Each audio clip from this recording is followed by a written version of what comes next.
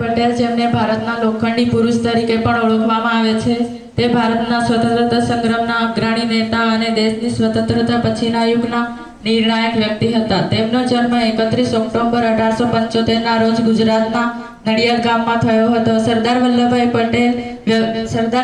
પટેલ વ્યવસાયી વકીલ હતા, પરંતુ તેમના દેશ અને તેમના લોકો પ્રત્યેનો પ્રેમ તેમને રાજકારણી અને સ્વતંત્રતા સેનાની બનાવ્યા. સરદાર વલ્લભભાઈ પટેલ તેમની રાજકીય કારકિર્દીની શરૂઆત 1917માં કરી હતી, જ્યારે તેઓ ગુજરાત સભાના સચિવ તરીકે ચૂંટાયા હતા, જેનું લક્ષ્ય ગુજરાત લોકોના હેતુને પ્રોત્સાહન આપવાનું હતું. તેઓ ભારતીય રાષ્ટ્રીય કોંગ્રેસની રેન્કમાંથી ઝડપથી ઉભરી આવ્યા, જે મુખ્ય રાજકીય પક્ષો હતા. જાણે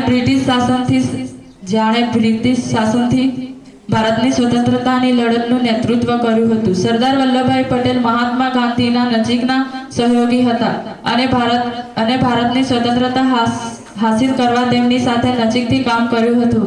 આમ સરદાર વલ્લભભાઈ પટેલ એક મહાન નેતા હતા. જય જય ભારત.